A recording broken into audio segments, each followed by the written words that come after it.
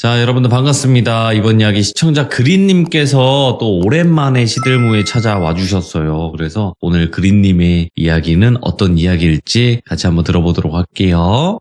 네, 여보세요. 그린님, 안녕하세요. 아유, 오랜만이에요. 안녕하세요. 네. 오랜만에 오시면 또 처음 온 그 느낌이 들죠. 네, 네. 처음에 참여했을 때 손발이 차고 겨드랑이 땀이 많이 났었거든요. 아, 그럴 수 있지. 근데 지금 딱 처음 참여한 것처럼 약간 그런 기분이 들긴 하네요. 아, 근데 이게 아시잖아요. 한번 경험해보셔서. 시작하면 그런 생각 잘 안 드시는 거. 그때도 분명히 말씀 너무나 잘 해주셨기 때문에. 자, 그러면 오늘 해주실 이야기의 주제는 듣지 않고 바로 한번 들어보는 게 어떨까 생각합니다. 네, 알겠습니다. 네, 바로 출발을 해볼게요. 렛츠고! 그린입니다. 그린이죠.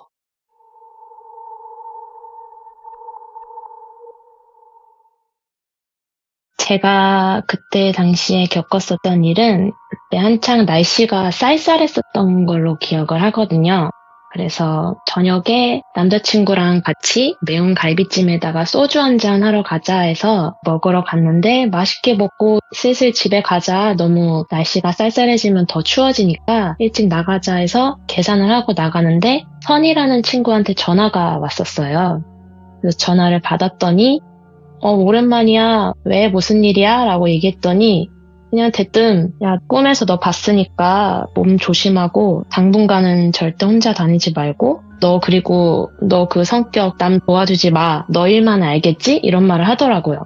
그래서 그걸 듣고 알겠어 하고 대충 전화를 끊고 제가 원래 약간 성격이 단호박인 성격이어서 그냥 한 귀로 듣고 한 귀로 흘리는 성격이라 그냥 그렇구나 하고 넘겼는데 이 얘기를 들으셨을 때 귀족님들이 아니 대뜸 친구가 뭐 전화 와서 아무렇지 않게 전화를 끊냐라고 생각하실 수도 있는데 선의에 대해 이야기 잘 하자면 첫 시찬 때 제가 집에 이상한 현상이 있었던 걸로 말하지도 않았는데 다 알아맞추고 그 이상한 현상들이 일어난 이유에 대해 설명해주면서 가족들이 다칠 거라고 미리 알려준 친구가 선이었었거든요. 그래서 사연 못 들으신 분들을 위해 잠깐 설명드리자면 선이는 제 고등학교 동창이자 지금까지 연락하는 친구인데 그 친구는 한때 신병이 와가지고 영안이 완전 열렸던 적이 있었는데 원래 선이 삼촌께서 신내림을 받기로 되어 있었는데 그분이 좀 그런 무당의 길을 가기 싫으셨나 봐요. 그래서 도망치듯이 사라져버린 바람에 그 내림이 고스란히 선이에게 옮겨갔다고 해요. 근데 지금은 그 삼촌이 무당의 길을 선택을 하셔서 지금 선이는 영아는 다쳤지만 그치만 주변에서 누가 죽거나 아니면 정말 안 좋은 일이 일어날 때면 꼭 꿈을 가끔 꾼다고 하더라고요. 그래서 저한테 전화 왔을 때도 그냥 뭐 몸만 조심하면 되겠지 뭐 다치지만 않으면 되겠지 피 보려나 뭐 이렇게 우스갯소리로 지나갔는데 그 얘기 듣고 귀가하려고 하는데 제 집 위치가 역세권이어서 여기 편하게 사람들이 앞역, 뒷역이라고 표현을 해요. 근데 제가 먹었던 그 매운갈비찜 그 위치는 앞역이었고 제가 집으로 가야 되는 그 위치는 뒷역이었어가지고 뒷역으로 이게 가야 되는 상황에서 두 가지의 선택을 할 수가 있어요. 가는 방법이 지하상가로 가는 방법이 있고 하나는 지상으로 올라가는 방법이 있는데 야외로 이제 나가서 지상으로 가는 방법이에요. 근데 이제 날씨도 쌀쌀해서 지하상가로 통해서 갈까 하다가 그냥 지상으로 가자 해서 지상으로 가는 방법을 선택했는데 지상으로 올라가려면은 말 그대로 전철이 있기 때문에 그거 위에 떠있는 위치의 역이니까 계단을 올라가서 그 길을 지나고 또 계단을 내려가야 집을 갈 수 있는 그런 역이었어요. 근데 올라가는데 그냥 남자친구랑 가면서 걸어가면서 대화를 하는데 이게 사람이 대화를 하면서 걸을 때 옆에 사람 얼굴을 뚫어져라 쳐다보면서 걸으면서 얘기하진 않잖아요. 그래서 그냥 옆에서 얘기를 하면은 그렇구나 그랬어 이러면서 대화를 하면서 길을 걷는데 사람들이 생각보다 많았는데 그냥 눈에 너무 잘 띄었어요. 키가 되게 크다 하는 여잔데 생김새는 긴 생머리인데 방금 갓 미용실에서 매직을 하고 나온 것처럼 엄청 윤기가 흐르는 그런 느낌의 생머리였고 옷은 긴 나시 원피스인데 검은 색깔이었어요. 근데 나시 원피스를 입고 캐리어를 들고 서 있는 거예요. 근데 아까 말했다시피 날씨가 되게 쌀쌀한 날씨였단 말이에요. 그래서 허연 팔뚝이 보이니까 되게 이상했어요. 그래서 캐리어를 들고 서 있으니까 너무 이상해서 뭐지? 저는 처음에는 저거 그건가? 막 애매인가? 아니면은 뭐 약간 땡약 뭐 이런 거래인가? 그런 느낌이 들어서 이상하다 하면서 가고 있는데, 가면서 그 여자를 쳐다보면서 가다가 뭔가 눈이 마주칠 것 같아서 시선은 앞쪽만 보고 걷고 있는데, 이제 사람이 앞을 쳐다본다 해도 이게 시야가 트여 있어서 그게 좀 보이잖아요. 근데 뭔가 저를 쳐다보고 있는 느낌이 들어서 걸어가면서 마주칠 때쯤에, 일직선에 도달했을 때쯤에 걸으면서 딱 쳐다봤는데 저랑 눈이 마주쳤거든요. 근데 피부가 절대 사람 피부결의 그게 아니고, 도자기를 갓 빚어냈을 때 방이 하나도 없는 도자기 아시죠? 그런 느낌의 피부로 새하얗고 눈이 까만 것 같았는데, 그때 당시에 눈 마셨다, 나 쳐다봤다 하고 고개를 휙 돌려서 앞만 보고 가야겠다 하는데, 갑자기 옆에서 남자친구가 그 약간 시비 걸릴 때 하는 말투 있잖아요. 이런 말투. 그러길래 왜? 이렇게 딱 쳐다봤는데 뭐 하는데 그 여자를 보고 뭐 하고 있는 거예요. 그래서 사람인가? 이러면서 딱 쳐다봤는데 오빠가 하고 좀 되게 식은땀 흘리듯이 막 무서워가지고 겁에 질려서 빨리 가자라고 하면서 앞으로 걸어갔죠. 그랬더니 저거 뭐야? 저 이상하지? 이러는 거예요. 그래서 오빠도 봤어? 나도 봤어. 저거 이상하지? 근데 저 사람 왜 저렇게 생겼어? 이상해? 하고 가는데, 뒤를 가면서 저희는 너무 부자연스럽게 갑자기 뛰면 이상할 것 같아서 조금 빠른 걸음으로 그 여자의 그 사이를 간격을 벌어져 가면서 걷고 있는데, 그 뒤를 돌아봤는데 그 여자가 저희를 쳐다보는데 목이 갑자기 지팡이 스틱처럼 이렇게 일직선으로 이렇게 목이 길어지더니 고개를 돌려서 저희를 쳐다보고 있는 거예요. 근데 이 스틱 목 길어지는 게 사람 목이 이렇게 자연스럽게 약간 웨이브 치듯이 뱀처럼 나오는 목이 아니라 그 약간 오락실 게임 스틱 아시죠? 그거를 이렇게 저희가 게임 이용하듯이 돌리면은 진짜 일직선을 꼿꼿하게 서서 돌아가잖아요. 그렇게 목을 길게 늘어져서 그렇게 고개 돌리면서 저희를 쳐다보는 거예요. 와, 되게 무섭다 하면서 진짜 벌벌 떨면서 내려가다가 다시 올라왔거든요. 너무 궁금하니까 우리가 본 게 맞나. 근데 주변 사람들은 그냥 신경을 하나도 안 써요. 그냥 있는지 맞는지 뭐 약간 그렇게 생각하는 것처럼, 뭐야 이상하다, 저 사람 맞아? 아닌 것 같은데 하면서 쳐다보면서 봤는데, 그 여자가 거기 그 위치에 서 있다가 편의점으로 갔어요. 근데 이것도 이상했던 게, 지금 생각해보면 저 여자 서 있다 하고 눈을 잠깐 깜빡였다가 눈을 떴는데 순간이동하듯이 편의점 앞에 서 있더라고요. 그러더니 편의점 문을 열었는 것도 기억 안 나요. 그냥 편의점을 들어가더라고요. 캐리어를 끌고 들어갔는데, 키가 컸다라고만 생각했는데 편의점 들어가니까 더 이상하다 생각된 게, 그냥 그 머리가 이게 농구 선수도 아니고 무슨 2m가 훨씬 넘는 것 같은 높이였었거든요. 근데 그것도 무섭게 생겼는데, 약간 편의점 같은 데 보면 과자 선반이나 여러 선반들이 있을 거 아니에요. 그러면은 보통 성인 남자들도 그 선반에 정수리가 보일락 말락 하는데, 그 여자는 그게 인중까지 보인다고 해야 되나? 그 정도까지가 있는데, 그냥 키가 크다가 아니라 어깨선이랑 이게 턱선 그 사이에 목 라인이 있잖아요. 근데 그 목 라인이 보통 이 정도 길이겠지라고 생각해야 되는데, 그 어깨선 라인이랑 선 그 사이 길이가 너무 긴 거예요. 그러니까 목만 부자연스럽게 엄청 길고 머리만 이렇게 떠 있는 거죠. 그 상태로 이제 편의점 안으로 이렇게 쓱 들어가길래 정말 이상하다, 저거 사람 아니다, 그냥 가자라고 하면서 저희가 멍 때리면서 계단으로 내려와서 사안 설명하고, 봤냐, 나만 본 줄 알았는데 오빠도 봤냐 그랬더니, 아니다, 우리 둘 다 봤는데 날 쳐다보고 있길래 내가 뭐라 하려고 하다가 무서워서 만 거다. 그래서 제가, 아니다, 오빠 절대 안 쳐다봤다, 날 쳐다봤다. 이게 사람이 대화를 할 때 옆 사람을 쳐다보는지 나를 쳐다보는지 그래도 그 동공 위치가 있잖아요. 그래서 저는 저를 쳐다봤다고 생각을 하고 있었고, 옆에 사람 절대 안 보고 저를 쳐다보고 있었는데, 오빠도 너는 절대 쳐다보지 않고 나만 쳐다보고 있었다라고 말을 하더라고요. 그러니까 둘이 같이 동시에 홀린 것 같아요, 제가 봤을 때는. 그렇게 그런 기이한 현상을 겪고, 이거 좀 무섭다 하고, 아까도 얘기했다시피 제가 단호박인 성격에서 그렇게 또 그냥 까먹고 그냥 잠을 자고, 이틀 뒤에 회사로 출근하게 됐는데, 저희 회사 같은 경우는 주야 교대 근무였어가지고 그 이틀 뒤에는 야간 첫 근무였었어요.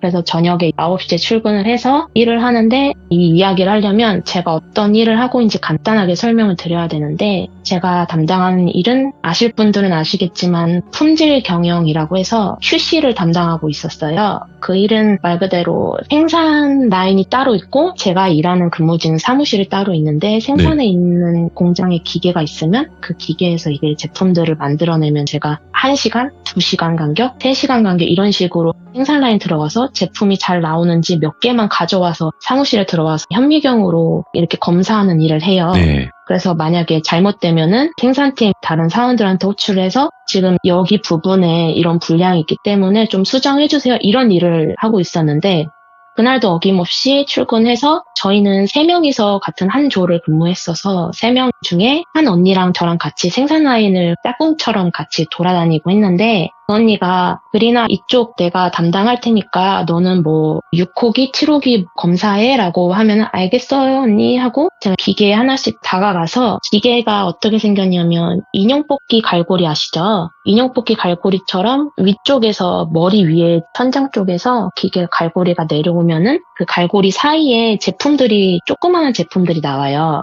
그러면 그 제품들이 나오면 그 제품이 그물망으로 이렇게 나오는데 그 그물망에 손을 집어넣어서 제품을 5개씩 이렇게 꺼내는 일을 했는데 그 일을 할 때 제가 조금 손이 빠른 편이어서 다 하고 사무실을 가려고 하다가 언니가 아직 일을 그걸 마무리를 안 하신 것 같아서 언니 다 아직 안 하셨냐 제가 도와주겠다 하고 언니가 예를 들어 저기 뭐 멀리에 있는 기계를 업무를 담당하고 있으면 제가 다른 끝자락에 있는 기계 앞에 서서 그냥 똑같이 이렇게 기계에 있는 제품을 걷었는데 갑자기 폭 소리가 나는데 이게 엄청 크게 소리가 나서 그 생산 라인에 울릴 정도로 퍽 소리가 나서 응? 이거 무슨 소리지? 했는데 제가 갑자기 몸이 주저앉아 버린 거예요.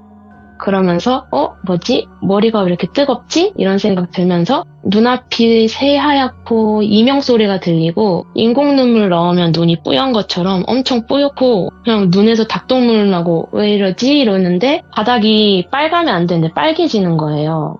제가 머리에서 피를 계속 흐르고 있더라고요. 머리를 만져서 손을 봤더니 손에 피가 묻고 제가 살려주세요 이런 목소리가 저절로 나오더라고요. 살려주세요 언니 거기 누구 없어요 이런 소리를 지르는데 공장에 기계 소리가 있기 때문에 근데 그 기계를 설비 점검하시는 생산 사원 한 분이 계시는데 그 사원분이 안전수칙 정말 단 하나도 지키지 않은 상태에서 작업을 하시다 보니까 제가 다치게 된 사고가 난 거예요. 인형 뽑기에 있는 갈고리가 제 머리를 뚫어버린 거예요, 그냥. 어이구. 그래서 그 상태에서 그냥 피 흘리면서 쓰러져 있는데, 근데 그 사원 특징이 뭐냐면, 이건 현실 공포일 수도 있는데, 슬리퍼를 되게 이렇게 끄는 버릇이 있으세요. 근데 그분이 슬리퍼를 싹싹 끌으면서, 제 눈에는 그냥 쓰러져 있으니까 당연히 바닥, 발목밖에 안 보이거든요. 근데 그 사람이 신었던 슬리퍼가 딱 보여서 그 발이 제 눈앞에 멈추더니, 딱 하는 말이, 됐네? 라고 얘기하더니 후다다닥 나가는 거예요. 그리고 저는 그 상태로 계속 방치되고 있었고 그러다가 그 끝에 있었던 언니가 뛰어오면서 그린 이러면서 소리치면서 울면서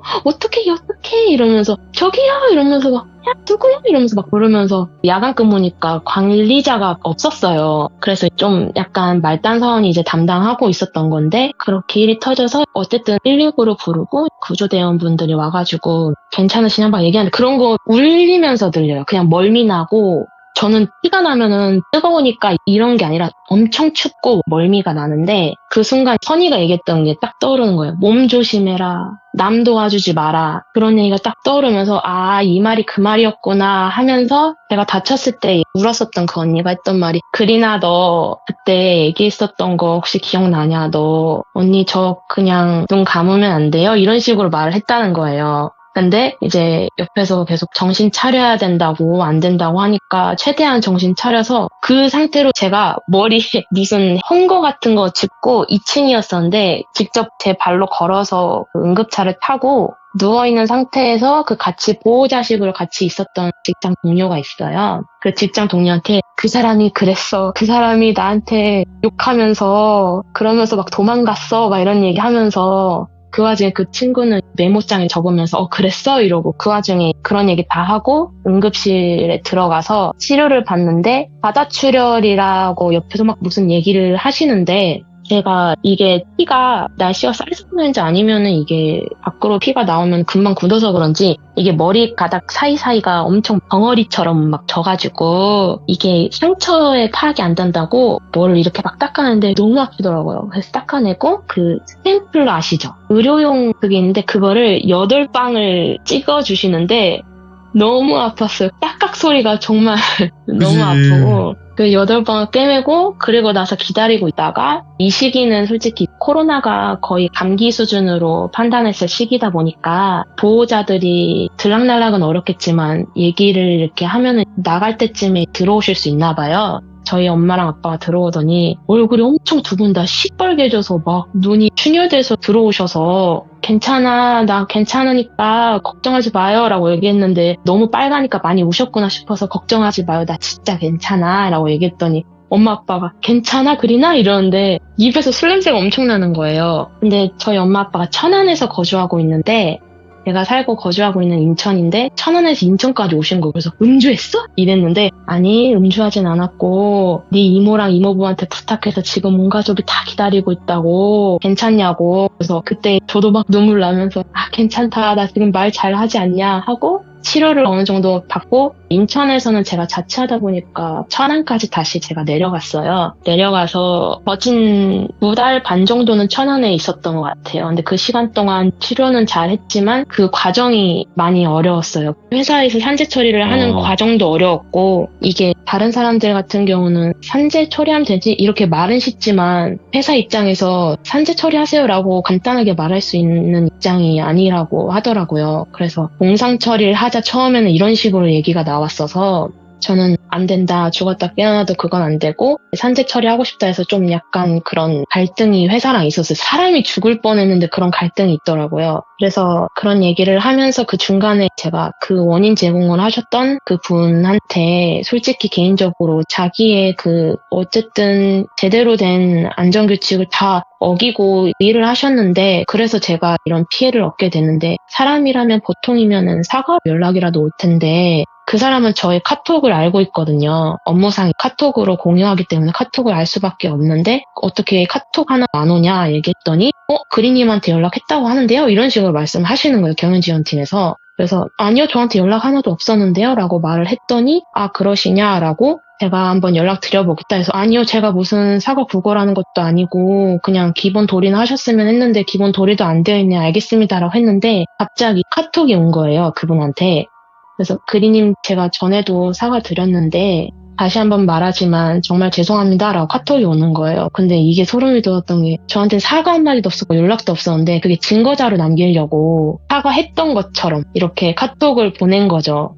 그리고 저도 어쨌든 경연지원팀에서 천안까지 오셔서 병실에서 대화를 나누고 회의처럼 이렇게 막 작성을 하시더라고요. 그래서 제가 있는 사실대로 그 사건 경위에 대해서 말씀을 드리고 그리고 그 사건을 원인 제공하셨던 그 분한테도 회의실에 올라가서 대화를 했을 거 아니에요. 근데 그 얘기를 했을 때 자기는 분명히 설비 점검이라는 그 눈에 보이게끔 표시를 해뒀었고 그리고 자기는 거기에 그렇게 있을 위치도 아니었다는 식으로 말을 하니까 정말 어안이 벙벙인 거니까 제 책임으로 회피를 하시려는 거예요. 근데 사람이 그럴 수 있지. 그리고 그분이 두 아이의 아버지셔서 그냥 그럴 수 있지라고 이해를 하려고 하는데 제가 그때 한창 병실에서 치료를 받고 있을 때 같이 일하던 그때 꼼꼼하게 그 메모장 다 적어줬다는 친구 있잖아요. 그 동료가 그리나 이제 얘기 안 하려고 했는데 사실 하면서 그 사람 너가 그렇게 다친 것도 그냥 아무렇지 않게 지금도 휘파람 불고 다닌다 이렇게 말을 하더라고요. 눈앞에 그렇게 막 피바다를 봤는데도 근데 제가 그때 딱 스치듯이 아니 근데 그 사람 생각해보니까 욕하고 그렇게 사라지고 그럼 왜 사라진 거야? 아니 왜 그랬을까라고 했더니 그때 배가 그렇게 누워서 쓰러져 있을 때 나가서 한 행동은 사장한테 전화해서 119에 신고해도 될까요? 였대요. 그래서 그 허락을 받고 119에 신고를 해야겠다 싶어서 그때 신고를 했다고 하더라고요. 근데 조금 후회 아닌 후회가 될 수 있는 게 119만 신고할 게 아니라 112도 같이 신고했으면 그 사람에 대한 책임을 조금 물 수 있었을 것이다 라는 얘기도 있었고 천안에서 저를 담당해주신 원장님께서도 얘기를 하시더라고요. 그런 쪽에서는 다음에 그럴 일 없겠지만 그런 일 회사에 있으면 무조건 119와 함께 112도 같이 신고를 해야 된다라고 얘기를 하더라고요. 그리고 또 그러면서 제가 겉으로 보기에는 너무 멀쩡해서 친구들도 야 그때 너 그냥 방망이한대 맞고 그런 거 아니야? 라고 얘기했는데 원장님께서도 깊이가 정말 손톱만큼 조금이라도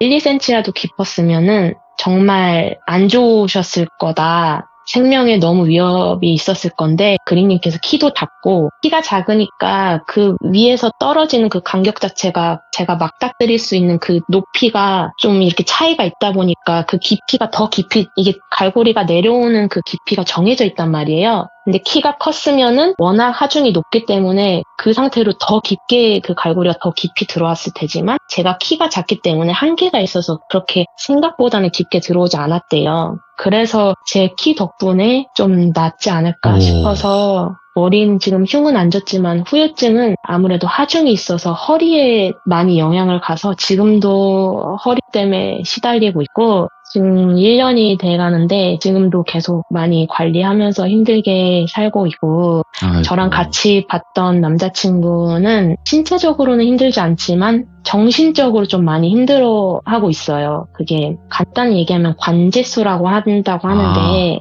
그런 관제에 휘말린다고 해야 되나? 이게 간단하게 설명하자면 그냥 뭐 채소 마켓 같은 데나 아니면 뭐 그런 중고거래 사이트 같은 데에서 거래하다가 이런 거는 어때요? 저런 건 어때? 이러면서 이게 가능한가요? 이렇게 얘기하는데 말도 안 되는 그냥 대화하다가 거래 안 하실 거면 하지 마세요. 이렇게 얘기를 했는데 지금 저를 갑자기 뜬금없이 저를 도둑 취급하시는 거예요. 이러면서 신고를 하신 거예요. 예. 근데 그 신고를 받아들일 수 없을 거라 생각했는데 신고를 받아들여서 그거에 남자친구가 참여를 하게 된 거죠. 그러니까 그냥 아예 불송치될 줄 알았는데 그냥 무혐의로 끝나고 근데 그 과정이 허위 신고라는 게 정말 저도 옆 사람인데도 이게 정말 힘든다는 걸 느낀 게 이게 내가 잘못한 게 아니고 떳떳한데도 막상 신고가 들어오니까 겪게 되는 그게 그 지역 사람이 정말 밑에 지방 사람이더라고요. 근데 밑에 지방 검사가 막 연락 와서 하니까 남자친구 되게 무서워하고 겁이 나고 지금은 괜찮은데 또 다른 것도 있고 지금은 진행 중이어서 그렇게 겪지도 않아야 될 일들도 지금 서류나 이런 쪽으로 겪으면서 지금 많이 힘들어하지만 올해 안에 다 끝날 거라는 서로 의지하면서 그렇게 지내고 있고 한 달 전에 오빠랑 저랑 선이랑 셋이서 술 한잔 하면서 뭐 얘기하다가 자연스럽게 지금 얘기했던 사건에 대해서 얘기를 하게 됐는데 그때 처음 들은 거예요. 옆에서 오빠는 응? 그런 얘기를 언제 했다고? 이렇게 얘기가 된 거예요. 그래서 그날 이렇게 전화했었던 이유가 자기가 꿈을 꿨는데 제가 남을 도와주면 안 되고 몸을 조심해야 되고 혼자 있으면 안 된다라는 얘기를 하는데 이게 그 꿈에 대해서는 저한테도 자세히 얘기를 안 하고 싶다. 그러니까 하면은 뭔가 안 좋을 것 같아서 얘기를 안 하고 싶고 그냥 조심하라는 말만 할 수밖에 없다고 해요. 네. 근데 여기서 조금 선이한테도 소름 돋는 게 왜 근데 혼자 다니면 안 돼? 라고 얘기했더니 아마 네가 봤던 거는 객기일 거야 라고 해서 객기가 뭐야? 라고 말했거든요. 그냥 길거리 귀신이죠. 근데 제가 객기가 그냥 뭐 객사한 귀신 아니야? 그치, 라고 네. 얘기했더니 그런 귀신을 얘기하는데 그냥 잡기의 일종이래요. 자기가 한창 시달렸던. 근데 그게 객기가 사람이 그 약해진 틈을 타가지고 병이나 불응 같은 거를 일으킬 수 있는 객기가 있대요. 그냥 홀령처럼 귀신이네? 네. 이게 아니라 그냥 정말 제가 정신적으로나 신체적으로나 힘들 때 그걸 그 사람의 틈을 타서 노릴 수 있는 것도 객기이고 그리고 내가 너 혼자 말고 그냥 누구랑 같이 다녀라라고 얘기했던 이유가 너가 만날 그 객기는 자기가 꿈을 봤을 때는 정신적으로나 신체적으로나 그냥 이게 두 개는 무조건 피해를 볼 건데 너가 다른 사람이랑 보면은 그 사람이랑 나뉘어서 봤기 때문에 덜 받을 거다라고 말을 하더라고요. 그래서 혼자 다니지 마라라고 말을 했던 건데 그게 남자친구였던 거. 저는 정신적으로는 신체적 피해가 있었지만 그 아무래도 옆에서 같이 봤던 오빠 덕분에 조금 제가 그나마 해를 좀 덜 입힐 수 있지 않았었나라는 얘기를 그때 하게 됐는데 그러면서 제가 이런 사연을 제보할 수 있을 거라 생각을 못했던 게 첫 시점까지만 해도 그냥 신뢰를 하는 거지 눈으로 보지도 않고 네. 느껴보지도 않고 볼 수도 없다라고 얘기했는데 그 이야기를 한 지 얼마 되지 않아서 그런 일을 겪고 좀 얘기할 것도 많았는데 지금까지 연락 안 됐던 기간 동안 몸 단련하느라 와. 이제 찾아뵀던 것 같아요. 그러니까 진짜 그게 연관이 없다고 생각을 안 할 수는 없잖아요. 이게. 네. 그리고 그 큰 여자. 네. 근데 뭐 그렇게 그냥 끝이 난 거겠죠. 그분의 의견으로는. 다행히도 지나간 거겠죠. 저한테는 끝이야. 그러니까 걱정하지 말고 몸 단련 잘하고 그리고 올해 안으로 남자친구가 그게 관제에 관련된 거는 끝날 거라고 얘기를 하더라고요. 근데 그거 얼마 안 지나서 또 저희가 삼재가 온다고 얘기를 해요. 근데 삼재는 그냥 이거 조심해라 저거 조심해라 나오는 차원에서 3년에 그게 있는 거니까 너무 염려하지 말라라고 얘기하더라고요. 천만다행이네 그래도. 아이고 그린님께서 또 못 오시는 이유가 있었네요. 많은 일들이 있었네요. 그 길면 길지만 짧으면 짧은 시간에. 네. 아유 이제 좋은 일만 가득하셔서 절대 그런 일 안 겪으셨으면 좋겠고 그린님께서도 항상 건강하셔야 됩니다. 건강이 최고예요. 다치지 마시고. 아닙니다. 돌비님 건강을 더 우선시해 주세요. 뭐 제가 이런 말씀 드릴 그 처지는 아니지만 제가 건강을 막 이렇게 요번에 많이 잃어봤잖아요. 그러다 보니까 네. 건강하세요가 제일 좋은 말이에요. 맞아요. 네, 다른 말이 필요가 없습니다. 아무튼 오늘 너무너무 감사합니다. 고맙습니다, 그린님. 네, 감사합니다. 네.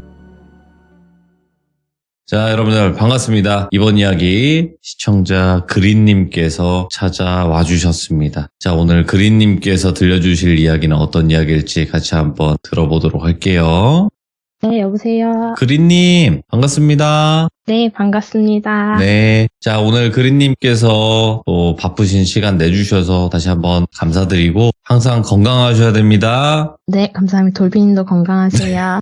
자, 오늘 그린님께서 해주실 이야기 어떤 이야기가 될까요? 첫 시참 때 말씀드렸던 선희에 대해 얘기할 건데 선희가 처음 귀신을 보게 된 썰 이야기가 될 것 같아요. 오, 처음으로 어떻게 귀신을 보게 됐는지. 네. 오, 알겠습니다. 그럼 바로 출발을 해보도록 할게요. 렛츠고!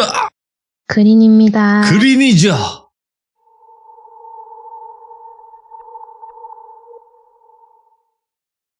간략하게 설명드리자면 선희는 고등학교 친구로 외삼촌께서 신내림을 받으셔서 무당의 길을 가셔야 하는데 그 길을 가기 싫어하셔서 좀 깊은 산속이라 해야 될까요? 아무튼 숨어 살게 되시는데 그걸로 인해서 내림이 선희한테까지 내려와서 영안이 트여버려가지고 귀신을 보게 됐다고 해요. 오늘 이야기는 그 선희가 처음 귀신을 본 이야기가 될 것 같습니다.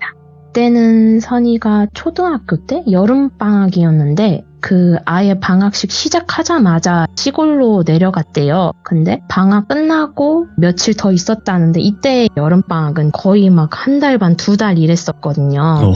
그래서 2달까지? 오, 예. 이제 한 달 반이라고 해도 좀 얘기를 해서 현장 학습 뭐 이런 거 좀 신청을 해서 2달까지 지내고 했다는데 선희는 여동생이 있는데 여동생이랑 같이 시골에 내려가서 그 시골에는 언니가 둘이 있었대요. 그러니까 큰 집에 언니 둘이 할머니 손에 컸었는데 그 선희가 여름방학 때 어쨌든 할머니 집에 놀러 간 거죠. 그 시골집 구조가 어떻게 됐냐면 언덕을 올라오면 마당이 크게 있고 마당 옆에 사랑방이라고 하는 그 손님을 재웠던 방이 있었고 그 옆에는 외양간이 있고 가운데 메인으로 된 집이 있었대요.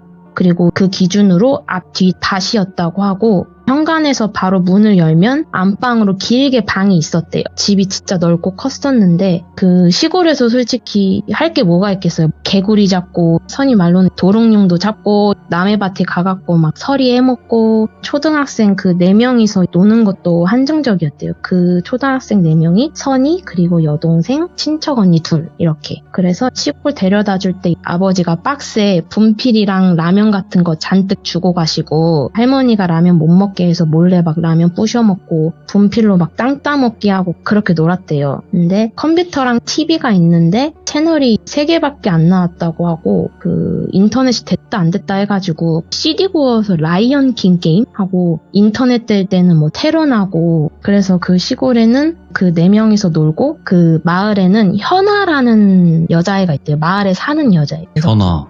네, 근데 그 여자애랑 해서 5이도 많이 놀았대요. 근데 맨날 놀았는데 놀아봤자 매일매일은 아니고 일주일에 3번씩은 같이 만나서 놀았다고 해요. 근데 어쨌든 그러던 어느 날 할머니가 밭을 나가시는데 밭일은 해가 뜨면 더 힘든 일이라고 해요. 아주 새벽부터 나가셔서 기억상 4시, 5시쯤 나가셔서 오후 1시면 끝나서 돌아오시는데 밭일이 끝났다고 해서 일이 끝나는 게 아니라 뭐 작물 선별도 하시고 해서 항상 점심 지나셔 오셨대요. 그래서 그날도 안방이 있고 문을 열면 문은 미닫이 문으로 되어 있고 제가 사진을 시참하기 전에 보내드렸거든요. 이거 그 장롱 있고 이거죠? 네.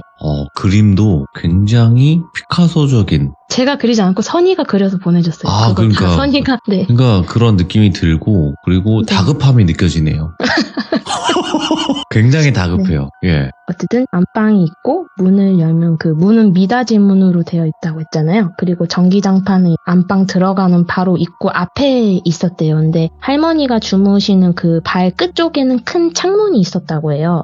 할머니는 문 열자마자 바로 앞에 있는 그 전기장판에 주무셨고 선이는 할머니 바로 옆에서 자곤 했다는데 그날도 어김없이 잠을 자는데 이상하게 새벽에 자다가 깼대요. 그래서 자다가 깨서 고개를 들었는데 약간 살짝 든다 해도 창문이 바로 보이는 위치잖아요. 선이가 할머니 옆에 자면은. 근데 그때 당시 선이가 말하기를 나는 눈이 그때 당시 장님 수준이었어 라고 말을 하더라고요. 그 정도로 눈이 너무 안 좋아서 안 보였다는 거죠. 근데 자다가 가위에 딱 눌리더래요. 근데 그때 어렸을 당시에 가위라는 개념은 없었고 그냥 자다가 뭐지 몸이 안 움직여지는데? 라는 생각이랑 동시에 고개를 들었는데 창문이 있는데 말 그대로 그 유리 창문이었대요. 흔히 보는 그냥 우리 집에 있는 유리 창문이었는데 그 유리 창문에 뭐가 있길래 저게 뭐지? 하고 자세히 봤는데 머리가 엄청 큰 동그란 머리가 보였대요. 너무 큰 머리여가지고 저게 뭐지? 하면서 계속 쳐다보는데 이때 그 큰 머리 뒤로 엄청 큰 호두나무가 보였대요.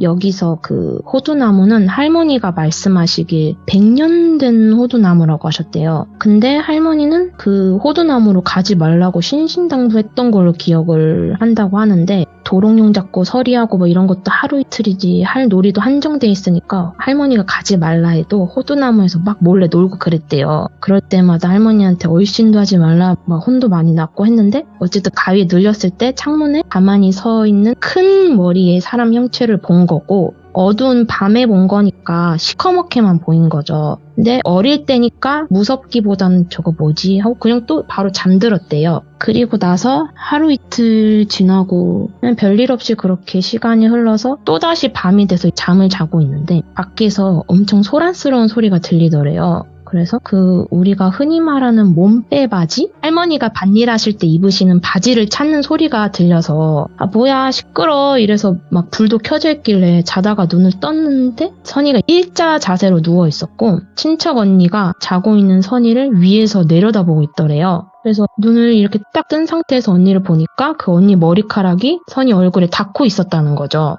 되게 머리카락이 길었대요. 그래서 멀리서 보고 있어도 그 머리카락이 선이 얼굴에 닿았대요.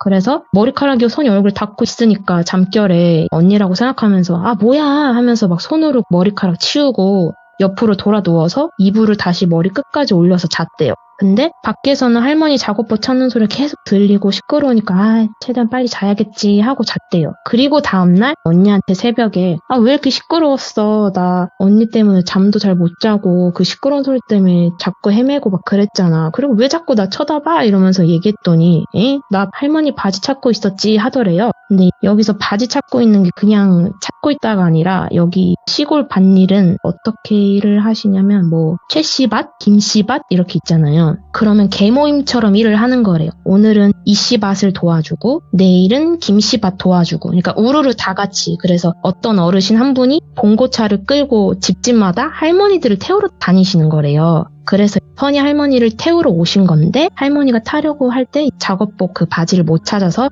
봉고차에 타신 할머니들이 바지를 막 다 같이 찾느라 토란스러우니까 그 시끄러운 소리에 선이가 잠결을 깼던 거고 그래서 그런 언니는 바지나 찾지 왜 나 보고 있었냐 라고 얘기했더니 나 안 봤는데? 뭘 안 봐? 언니가 나 보고 있었는데. 언니는 같이 바지나 찼지. 에? 아니야, 너 본 적 없다니까? 라고 하는 동시에 언니를 쳐다보니까 언니 머리카락이 짧더래요. 그러니까 애초에 친척 언니 둘은 그 시골에 살다 보니까 그 시골엔 이가 있어가지고 따뜻한 물도 안 나오는 시골이라서 머리를 매일매일 못 감다 보니까 그 이 생기는 걸 방지하는 차원에서 머리가 칼단발이었던 거죠. 그러니까 긴 머리일 수가 없었던 거예요. 그래서 문득 선이가 아니 언니 머리카락이 내 얼굴에 닿을 수가 있나? 하면서 언니 머리카락이 선이 얼굴에 닿으려면은 짧으니까 언니 얼굴이 거진 선이 얼굴에 바짝 붙어 있었어야 된단 말이에요. 그걸 알자마자 언니랑 동시에 대화하다가 뭐야 개 무서워 하면서 막 소리 질렀대요. 그래봤자 그 초등학생들이 뭐 그 무서움이 얼마나 같겠어요. 어린애들이다 보니까 또 까먹고 또 헬렐레 하면서 놀았대요. 근데 보통 할머니가 점심 끝나서 밭일을 다 끝나고 오시는데 그날따라 되게 일찍 오셨대요. 그래서 밥 해줄 테니까 비닐하우스 가가지고 고추 좀 몇 개 따와라 했대요. 그래서 텃밭으로 가는 길에 빠지면은 비닐하우스가 있대요. 근데 그 비닐하우스가 생각보다 되게 길었대요. 그러니까 입구는 하나인데 비닐하우스는 길다 보니까 선이가 따야 될 고추는 비닐하우스 맨 끝에 있어가지고 쭉 들어가서 고추를 따야 되는 상황이었던 거죠. 그래서 쭉 들어가가지고 고추 몇 개를 따고 있는데 따다가 좀 뭔가 시선이 느껴져서 옆을 봤는데 선이 기준에서 중간 부분쯤에 현아라는 친구가 서 있더래요. 선이가 고추는 저 끝에 있으니까 완전 끝에 서 있었고 가운데쯤에 현아라는 친구가 서 있었고 근데 이 마을에는 긴 머리의 여자는 선이랑 선이 여동생 그러니까 이 둘은 어쨌든 촌에서 사는 친구들이 아니니까 그리고 언니 둘은 칼단발이었고 이 때문에 근데 현아만 이 시골 동네에서 유일하게 길었대요 머리가. 그래서 언니들이 현아야 너 머리 부럽다 너무 길다 이렇게 얘기를 했어서 그걸 기억으로 현아가 중간에 서 있을 때 머리가 길게 오니까 그래서 그 뒷모습 보면서 현아한테 현아야 라고 불렀더니 대답을 안 하고 그냥 뒷모습만 보이면서 서 있길래 선이가 계속 말을 거는 거죠. 현아야 놀러 왔어? 현아야 나 고추 따고 있어 같이 밥 먹을까? 뭐 이런 식으로 계속 말을 거는 거죠. 근데 어차피 비닐하우스를 나가야 하면 현아 쪽으로 걸어가야 하는데 현아한테 걸어가면서 현아야 하면서 말 걸면서 동시에 현아 있는 쪽 입구로 걸어가고 있는데 손에 있던 고추가 바닥에 떨어졌대요. 그래서 그걸 주우려고 딱 줍고 현아야 같이 가 하면서 쳐다봤는데 현아가 없어졌다는 거죠 눈앞에서. 그래서 당연히 먼저 나갔겠다 생각하고 같이 가자니까 지 혼자 쳐가네 뭐 이러면서 씩씩대면서 할머니한테 갔대요. 근데 당연히 현아가 나갔으니까 언니들이랑 놀고 있을 줄 알았는데 현아가 없더래요. 그래서 선이가 언니들한테 현아는? 이러고 물어봤더니 갑자기 웬 현아? 이러더래요. 아니 비닐하우스에서 현아 봤는데 현아 원피스도 입고 있었어 했더니 에잉? 이러면서 할머니가 이제 차려주신 밥을 그냥 먹었죠. 응? 뭐지? 하고 그냥 계속 먹고 있다가 오후 한 3시쯤에 현아가 왔다는 거죠. 근데 현아가 왔는데 머리가 단발이더래요. 엄청 화내면서 씩씩대면서 왜 잘랐냐고 물었더니 이가 생겨서 어젯밤에 잘랐어 그러면서 막 울더래요. 그래서 아니 너 아까 비닐하우스 있었을 땐 머리 길었잖아 라고 그랬더니 응? 나 오늘 처음 온 건데 아니 그게 아니라 어쨌든 하면서 막 울면서 막 화나가지고 막 울고 있으니까 근데 그걸 선이한테 설명을 했죠. 비닐하우스에 분명히 긴 머리에 너 원피스 입고 있었던 거 기억한다 너 있었다 그랬더니 아니다 라고 설명하면서 어린 애들끼리 그러면 아까 네가 봤던 건 뭐야? 그래서 무서워 하고 또 헬레 하면서 또 넘어갔대요.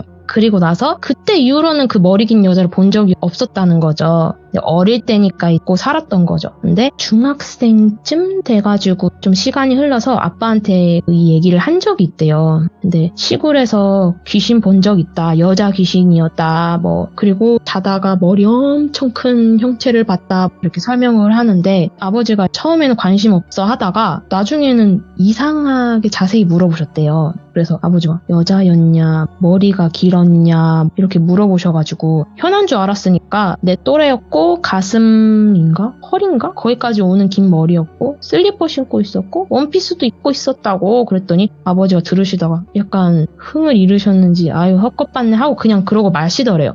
그리고 나서 방학이 돼서 또 시골로 놀러 갔대요. 엄마 친구 가족이랑 여름 여행으로 그 시골로 다시 놀러 가신 건데 근데 거기서 아빠 친구 동창분을 만나셨대요. 오르막길 바로 옆에 집이 하나가 더 있었는데 집이 아빠 친구 집이었다는 거죠. 근데 마침 그 휴가가 그 아버지 동창분도 시간이 겹쳐서 가족끼리 여행을 오시다가 마주친 거죠. 근데 아버지도 시골에 내려오시다가 몇십 년 만에 동창을 만났으니까 얼마나 반갑겠어요. 그래서 어른들이 전부 다 친구 동창의 집에 모여서 놀았대요. 근데 선이랑 여동생은 너무 심심했대요. 스마트폰도 안 되는 그 시절이라서 할 것도 없고 심심하니까 여동생이랑 같이 언덕에 계시는 그 동창분의 집으로 간 거죠. 근데 거기서 얘기를 하다가 자연스럽게 그 선이가 봤던 여자에 대해 이야기가 나온 것 같아요. 근데 아버지가 갑자기 선이가 오니까 아 맞다. 그래 그때 그 여자애 너 어떻게 생겼다 했었지? 라고 선이한테 물어봤는데 아니 그 머리가 길고 그리고 흰 원피스 입었고 슬리퍼 신었고 이렇게 얘기를 하다가 그러면서 아빠가 야 하면서 동창한테 야 걔 너 기억나? 우리 어릴 때 그 애 여자애 걔 어떻게 생겼지 너도 얘기해봐 이렇게 된 거죠. 그러면서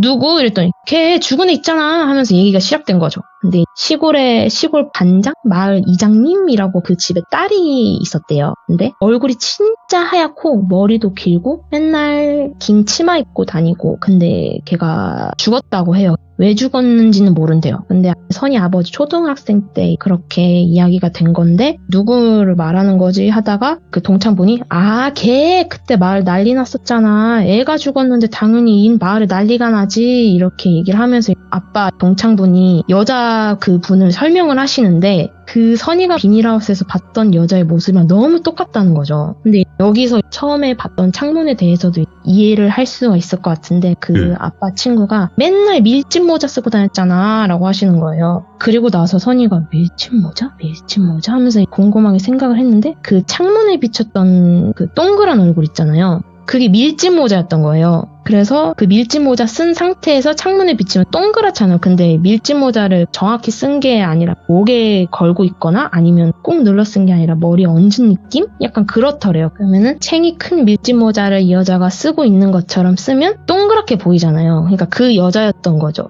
얼굴이 사람 얼굴이란 느낌보다는 너무 크게 동그랗게 생겨가지고 속으로 와씨 그 여자 맞다 라고 생각을 했다는 거죠. 그래서 아빠한테 그래 그 그림자가 동그랗다고 하면서 막 얘기를 했대요. 근데 그 동그란 게 밀짚 모자였다 이렇게 얘기가 된 거죠. 그래서 아빠가 걔가 왜 나타났을까 아버지도 약간 그런 쪽을 좀 어느 정도 인지를 하시는 분이어서 그냥 무시하는 스타일이 아니라 선이가 하는 말들 그런 거에 대해서는 조금 어느 정도는 그냥 이해해주고 넘어가신 스타일이어서 근데 왜 그런 게 뭐지 했는데 아버지가 걔가 못 떠날 만큼 좀 억울한 죽음이었는지는 솔직히 기억이 안 난대요. 어릴 때라서. 근데 그걸 듣고 동창 친구분께서 아마 마을의 어린애들이 너희들밖에 없어서 같이 놀려고 그랬나? 라고 흘렸듯이 말씀을 하셨다는 거죠. 그리고 나서 귀신을 조금 보기 시작했다고 해요. 그리고 그 시골에서도 좀 자그마한 일도 있었는데 그 일은 사건까지 되는 일이었어가지고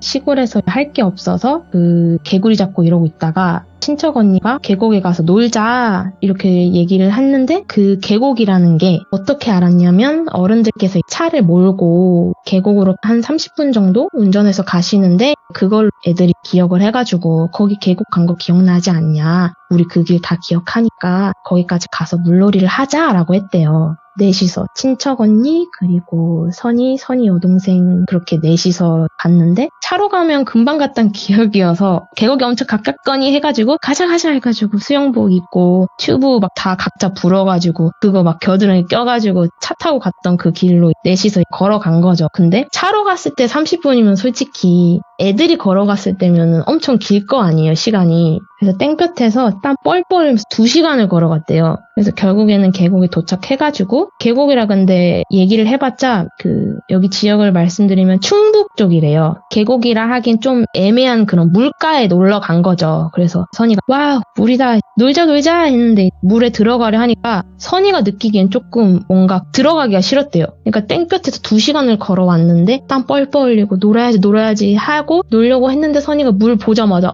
나는 안 들어가고 싶다라는 생각이 드는 거죠. 들어가면은 뭔 일 있을 것 같다라는 느낌이 온 거죠. 그래서 안 들어가겠다 했는데 보통이면 언니들이나 여동생이나 아 그래? 너가 그냥 놀기 싫다고 하면 뭐 놀지 말자 이렇게 좀 얘기를 잘 들어주는 언니들인데 2시간이나 걸어오다 보니까 물 만나 물고기 마냥 아니라고 너도 같이 그냥 놀자고 뭐 이렇게 설득을 계속 시킨 거죠. 그래서 물놀이를 하기 위해서 선희 여동생이 선희는 안 들어가고 언니 둘이 먼저 들어간 다음에 갑자기 선희 동생이 물에 들어가다가 물에 풍덩하고 빠지더래요. 근데 계곡은 아시다시피 눈에는 낮아 보이지만 갑자기 그 깊어지는 구간이 있거든요. 그래서 동생이 빠진 거죠. 그래서 막 허우적 대다가 빠진 거예요, 그냥. 근데 초등학생 애들이 수영도 못하고 뭘 건질 수 있는 방법이 없으니까 언니들끼리 해가지고 서로가 팔을 길게 뻗어서 서로를 손에 손 잡고 연결해가지고 키 큰 언니가 물가 쪽으로 맨 끝에 서가지고 튜브를 끝에서 얹어가지고 준 거래요. 그렇게 해서 동생을 건졌대요. 근데 건지고 나니까 물에서 못 노는 거죠. 죽을 뻔했으니까. 그래서 물에서 10분도 안 놀고 가야겠다 싶어서 가려는데 2시간 걸어왔고 그리고 다시 땡볕으로 4시간 왕복을 해서 걸어가니까 온몸이 싹 다 탔다는 거죠. 피부가. 그러면서 물어봤대요. 언니들이. 선아 근데 왜 물놀이 하기 싫었어? 너 그렇게 덥고 했으면 충분히 놀 법도 한데 왜 안 놀았어? 그랬더니 그냥 그날따라 들어가기 싫었고 물이 너무 시꺼매 보였고 그냥 그 공간 자체가 시꺼매서 뻐름직해서 들어가기 싫었어. 근데 언니들은 왜 들어갔어? 누가 봐도 위험할 것 같다는 느낌 들지 않았어? 선이는 그렇게 느끼니까 똑같이 언니들도 느낄 거라고 생각했던 거죠. 그랬더니 언니들은 아니야 바닥 다 보였고 다 들어갔어. 그래서 선희 여동생이 빠지는 이유도 아직도 잘 모르겠다고. 그렇게 이상하고도 그런 사건이 있었습니다. 네.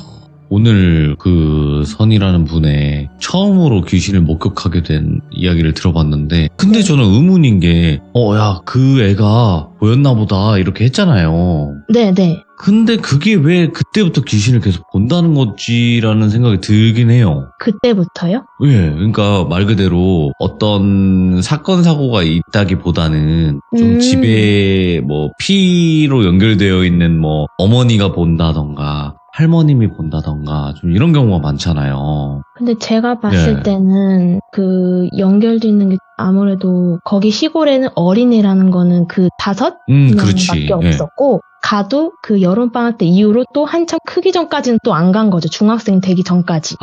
그러니까 초등학교 때 그 영의 여자아이를 본 거고 크고 나서 보니까 또 안 보이는 거. 근데 이미 어른들께서는 크셨으니까 좀 그런 거를 인지도 못하고 잘 못 보셨을 수도 있고 아니면은 할머니께서 호두나무 쪽 근처에서 얼씬도 하지 마라 라고 했는데 그 호두나무라는 것 자체가 조금 좋은 기운은 아니래요. 근데 이제 선의 자체가 좀 그런 걸 잘 볼 수 있는 몸인데 그래서 볼 수 있었지 않을까 싶기도 해요. 그럴 수 있겠다. 네. 그러니까 애초에 원래 좀 느끼고 언젠가는 볼 건데 처음으로 본 게 그 귀신인 거지. 네. 근데 크고 나서 그 동창분이랑 만났을 때 그때 한 번 이후로 그렇게 또 왔다 갔다 하지 않으니까 또 접할 수 있는 기회도 없었고 그리고 그때 그 여름은 엄청 길어서 매일 거기 있다시피 했었대요. 그래서 볼 수 있는 환경들이 많지 않았을까 싶어요. 그랬을 수도 있겠네요.